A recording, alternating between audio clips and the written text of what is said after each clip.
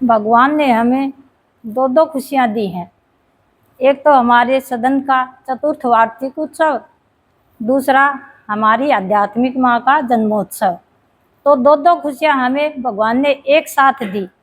उस माँ का जन्मोत्सव हम बच्चे मना रहे हैं, जिस माँ ने हमें गुरुदेव की कृपा का आधार लेकर हमें सत्संग में बुलाया, हमें जीना सिखाया, हमें उस रास्ते पर चलाया जिस मार्ग पर चलकर हमें हमें भगवान की प्राप्ति हो, हमें सत्य की प्राप्ति हो, हमारे जीवन को एकदम सरल सुगम बनाया।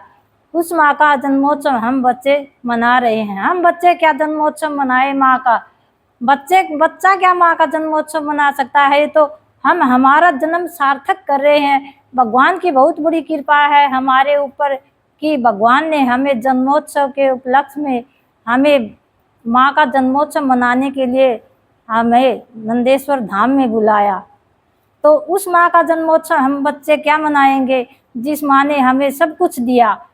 उस माँ को हम क्या दे सकते हैं? उस माँ को तो हम माँ की दी हुई वाणी के दो फूल माँ के चरणों में अर्पित कर सकते हैं। वो भी बाबा गुरुदेव ने माँ को दिए, माँ ने हम बच्चों को दिए। माँ ने हमें हर कदम पर संभाला, हर कदम पर हमारा साथ दिया। बाबा गुरुदेव की कृपा से माँ ने कहा, बच्चों तुम उस रास्ते पर चलो जिस रास्ते पर तुम्हें भगवान की प्राप्ति हो।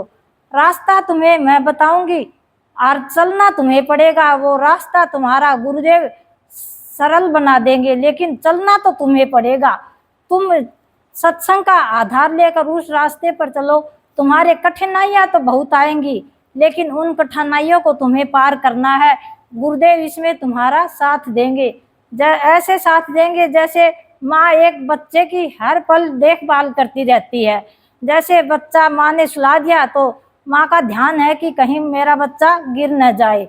माँ ने बच्चे को नहला दिया तो ये ध्यान है कि मेरा बच्चा कहीं मिट्टी में न चला जाए। बच्चा पढ़ाई कर रहा है तो माँ का ये ध्यान है कि मेरा बच्चा कहीं सो न जाए, परीक्षा है और इसमें पढ़ाई कर रहा है तो कहीं मेरे बच्चे को नींद न आ जाए। इसी प्रकार गुरुदेव तुम्हारा साथ देंगे, तुम्हारे ऊपर हर पल तुम्हारे साथ रहेंगे, तुम्हारी देखभाल करेंगे, लेकिन तुम्हें चलना तो पड़ेगा उस रास्ते पर।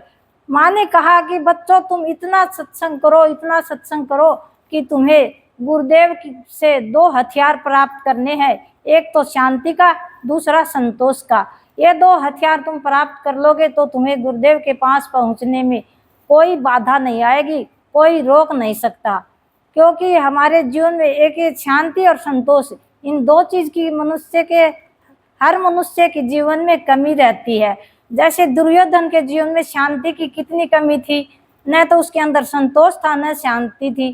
तो हर पल पांडवों को कितना वो परेशान करता, कितना वो अपने जीवन में अशांत रहता। तो माँ कहते हैं कि तुम इतनी शांति धारण कर लो कि तुम्हें फिर कोई भी परास्त न कर सके, कोई वस्तु तुम्हें अपनी ओर खींच न सके। वो गुरुदेव से दो हथियार प्राप्त कर लोगे तो तुम्हारा जीवन सरल और सुगम हो जाएगा। तो माँ कहते हैं कि बच्चों तुम सत्संग के द्वारा ही ये हथियार प्राप्त कर सकते हो, गुरुदेव को प्राप्त कर सकते हो, तुम्हारा जीवन सरल और सुगम हो जाएगा। गुरुदेव की कृपा से तुमने सत्संग के ये आधार लेकर चलना है, सत्संग को तुम्हें आगे बढ़ाना है। सत्संग में आए हो तो सत्संग को ही तुम्हें प्रधानता देनी है। तो तुम्हारे अंदर सत्संग के गुण होने चाहिए। नहीं, ये नहीं कि सत्संग में आए और बाहर में तुम संसारी बन गए। तुम्हारे अंदर इतनी सरलता होनी चाहिए कि पांडवों के जैसे एकदम सरल हो जाओ। जैसे पांडव कितने सरल थे, दुर्योधन ने उनको कितना परेशान किया, लेकिन उनको कोई ये नहीं हुआ कि भाई ये हमें परेशान कर रहे तो हम इनसे बदला ले, लेकिन उन्होंने बदला कभी नहीं लिया। एक हमें यह बताया कि विश्वास की भक्ति करनी है, प्रहलाद के जैसे विश्वास इतना रखो कि तुम्हारे अंदर संशय जरा सा भी न आने पाए कि हम भगवान की भक्ति कर रहे हैं तो हमारे ऊपर ये कष्ट आ रहा है। इतना विश्वास करो, इतना विश्वास करो कि फिर तुम्हें कोई भी दुख कठिनाई आएगी तो गुरुदेव तुम्हारे आगे रक्षक बनकर तुम्हारी रक्षा करेंगे, तुम्हें कोई हानि नहीं पहुंचा सकता। तो गुरुदेव की कृपा से सत्संग करते रहो और उस मार्ग पर चलते रहो तो गुरुदेव तुम्हारा हर पल हर वक्त साथ देंगे। माँ ने बताया कि तुम किसी से बदला मत लो, बदला लोगे तो तुम अपने जीवन को कभी बदल नहीं सकोगे, क्योंकि ये बदला ही है मनुष्य को खराब करता है, मनुष्य को आगे बढ़ने नहीं देता। माँ ने कहा कि तुम इतना सत्संग करते हो, इतना ध्यान रखो अपने जीवन का कि वर्तमान तुम्हारा इतना अच्छा करो, इतना अच्छा करो कि तुम्हें भविष्य की चिंता न करनी पड़े। भविष्य की चिंता गुरुदेव के ऊपर छोड़ दो, गुरुदेव अपने आप ही संभालेंगे, फिर तुम्हारा भविष्य उज्जवल होने से कोई रोक नहीं सकता। भूतकाल को भूलकर हम वर्तमान में अच्छा करेंगे तो भूतकाल तो हमारा अपने आप ही अच्छा होगा गुरुदेव की कृपा से। लेकिन हमें इतना विश्वास रखना होगा सत्संग में आकर कि हम जो भी कार्य करें किसी से बदला न ले। हमें कोई कह रहा है तो कहने दे, लेकिन हम उसको पलट कर किसी को तो हमें कुछ नहीं कहना है, क्योंकि गुरुदेव हमारे साथ हैं हर पल, वो देख रहे हैं हमें। माँ कहते हैं कि गुरुदेव हर पल देख रहा है। वो कोई तुम्हें गलत कह रहा है तो भी भगवान कह रहे हैं कि सब कुछ मेरी नजरों में है। न तो तुम्हारे साथ कोई भला कर रहा है तो वो भी मेरी नजर में है, कोई तुम्हारा बुरा कर रहा है वो भी मेरी नजर में ही हो रहा है। लेकिन तुम अपना वर्तमान और भविष्य भगवान के ऊपर छोड़ दो तो तुम्हें भूतकाल को भूल कर ये आगे बढ़ना है तो किसी से बदला नहीं लेना है, फिर तुम्हें खुद को ही बदलना है। खुद को बदलोगे तभी तुम जीवन में आगे बढ़ सकोगे और तुम्हारा भविष्य फिर अपने आप ही उज्जवल हो जाएगा गुरुदेव की कृपा से। लेकिन तुम सत्संग करते रहो, सत्संग की महानता को बढ़ाते रहो। सत्संग में आकर तुम्हें इतना ज्ञान होना चाहिए कि भाई सत्संग में हमें ये बात बताई जाती है कि किसी से हमें बदला नहीं लेना है, हमें तो खुद को बदल के दिखाना है।